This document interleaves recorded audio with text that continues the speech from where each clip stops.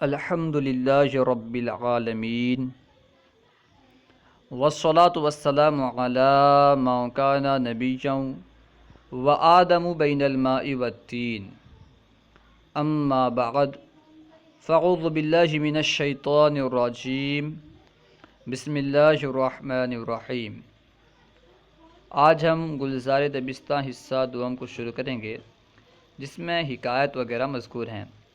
آپ پڑھیں گے تو انشاءاللہ عز و جل آپ کو اس میں بہت مزہ آئے گا۔ آپ اول تاخیر سے سماعت کریں۔ گلزار دبستاں حصہ دوم، گلزار دبستاں کا دوسرا حصہ، ٹھیک ہے۔ حکایت اول، پہلی حکایت دیکھیں۔ روزی بادشاہی، یعنی اسے روزے بادشاہی بھی پڑھتے ہیں، روزی بادشاہی بھی پڑھتے ہیں، ٹھیک ہے۔ کچھ لوگ اسے اکثر تو روزے بادشاہی ہی پڑھتے ہیں، لیکن کہیں کہیں اسے روزی بادشاہی پڑھتے ہیں۔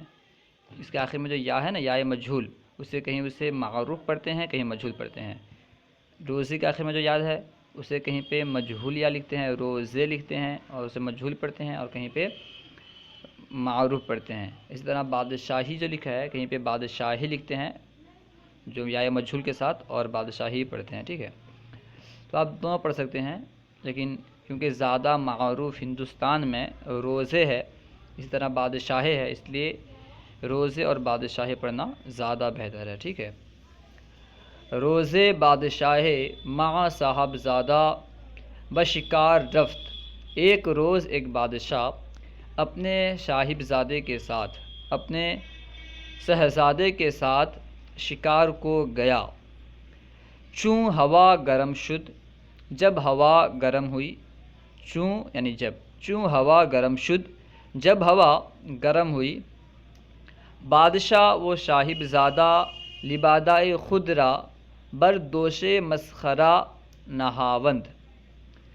بادشاہ اور صاحب زادہ اپنا لباس، لبادۂ خود یعنی اپنا لباس، را بر دوش مسخرہ یعنی اپنے لباس کو، مسخرہ کے کندھے پر، دوش کہتے ہیں کندھے کو، بر دوش مسخرہ، مسخرہ کے کندھے پر، نہاوند ڈال دیا، رکھ دیا، ٹھیک ہے۔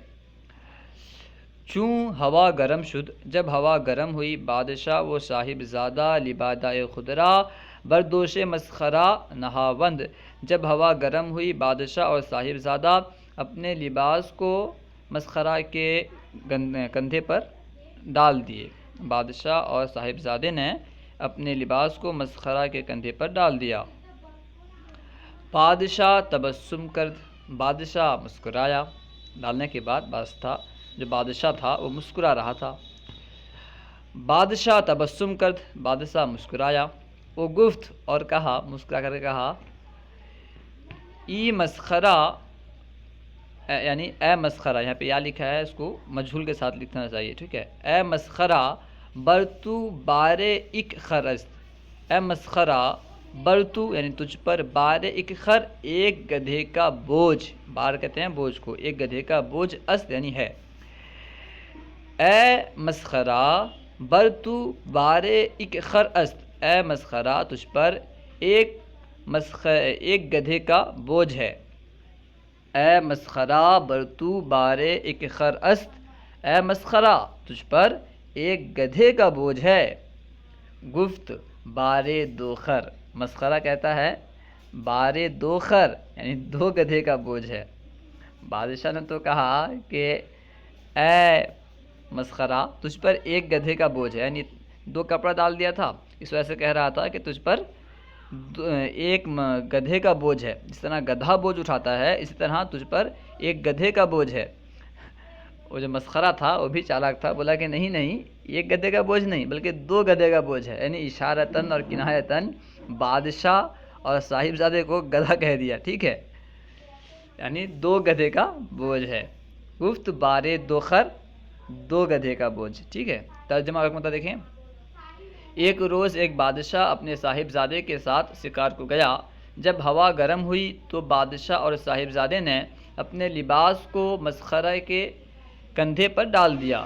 بادشاہ مسکرا کر کہا، اے مسخرہ تجھ پر ایک گدھے کا بوجھ ہے۔ مسخرہ کہا دو گدھے کا، بارے دو خر دو گدھے کا بوجھ، ٹھیک ہے۔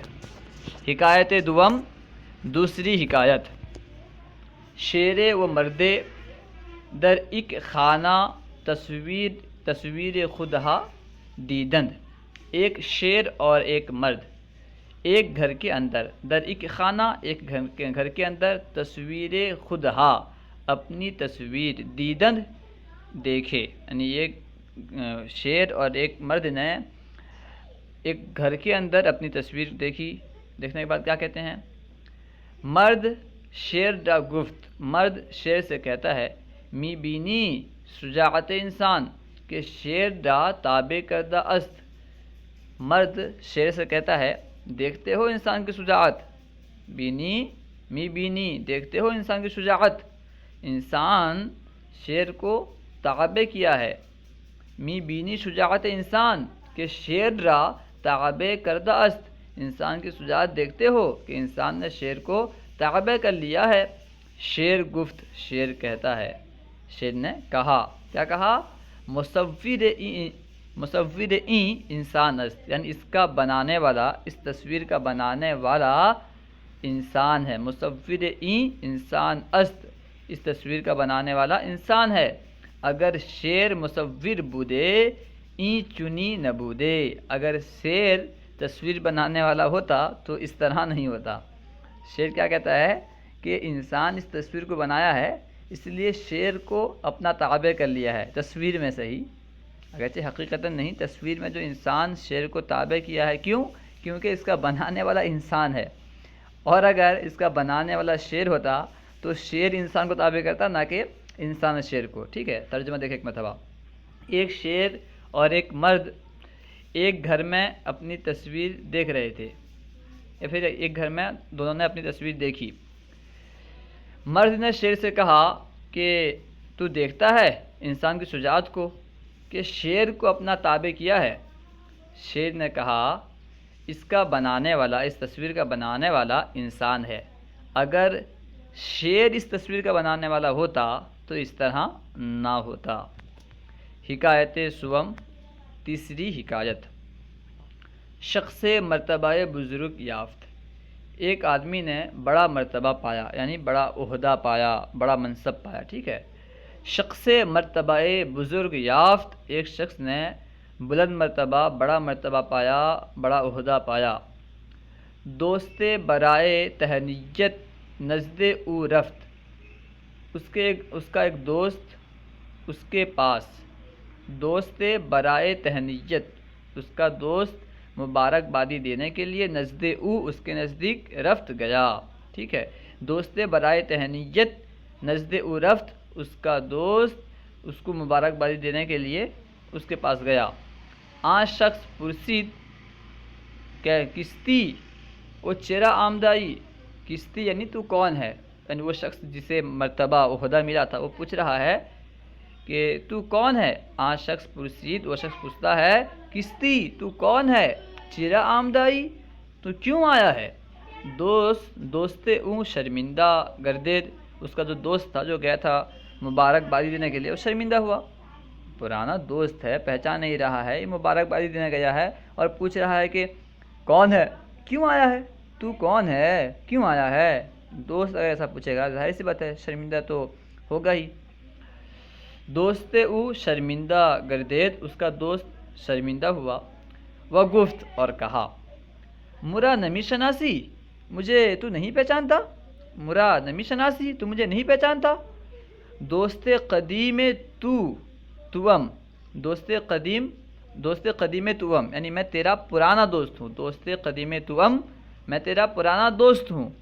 برائے تعزیت نزد تو آمدہ ام، میں تعزیت کے لیے تیرے نزدیک آیا ہوں، آیا تھا تو مبارکبادی دینے کے لیے۔ جب اس کے دوست نے کہا کہ تو کون ہے، کیوں آیا ہے، تو اب کہہ رہا ہے کہ برائے تعزیت نزد تو آمدہ ام، تعزیت کے لیے تیرے نزدیک آیا ہوں۔ شنید ام کے کور شدئی، میں سنا ہوں کہ تو اندھا ہو گیا ہے، یعنی کیونکہ جس کو عہدہ ملا تھا، منصب ملا تھا، منصب ملنے کے بعد جب اس کا دوست ملنے کے لیے آیا، اسے کیا کہتا ہے کہ تو کون ہے، کیوں آیا ہے، یعنی دوست کو بھول گیا گویا کہ. اسی وجہ سے جو دوست تھا جو ملنے کے لیے آیا تھا وہ کہتا ہے کہ میں تو سنا تھا کہ تم اندھے ہو گئے ہو، اس لیے میں تعزیت کے لیے آیا تھا. کیونکہ پہچان نہیں پایا، وہ ایک اندھا ہو گیا نا. اگر اس اندھا نہیں ہوتا تو پہچان لیتا کہ یہ میرا دوست ہے. پہچان نہیں پایا، وہ ایک اندھا ہو گیا. اسی کو اشارہ کہہ رہا ہے کہ میں سنا تھا کہ تم اندھے ہو گئے ہو، اس لیے میں تمہاری تعزیت کے لیے آیا. ترجمہ دیکھیں ایک مرتبہ. ایک شخص بڑا مرتبہ پایا، ایک شخص نے بڑا مرتبہ پایا، ایک بڑا عہدہ پایا. اس کا دوست مبارکبادی دینے اس کے نزدیک گیا.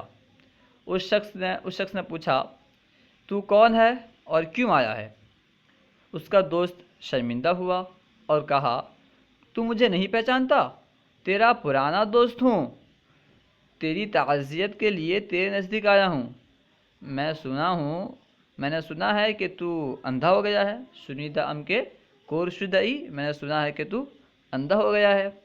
ٹھیک ہے. حکایت چہارم، چوتھی حکایت. طبیب ہرگاہ بگورستان رفتے، چادر بر سر وہ روے خود کشیدے. ایک طبیب، ایک ڈاکٹر جب بھی بگورستان یعنی قبرستان سے رفتے گزرتا، چادر بر سر وہ روے خود، چادر اپنے سر اور اپنے چہرے پر روے خود اپنے چہرے پر کشیدے ڈال لیتا، کھینچ لیتا یعنی ڈال لیتا. ٹھیک ہے. طبیب ہرگاہ بگورستان رفتے، چادر بر سر وہ روے خود کشیدے. ایک طبیب، ایک ڈاکٹر جب بھی قبرستان کے قریب سے گزرتا تو اپنے چہرے اور اپنے سر پر چادر ڈال لیتا. مردمان پرسیدند کے سبب این چیست، لوگوں نے پوچھا کہ اس کا سبب کیا ہے.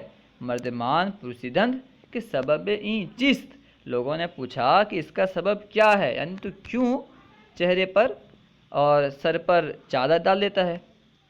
گفت از مردمان این گورستان شرم کنم، یعنی میں اس قبرستان کے مردوں سے شرم کرتا ہوں.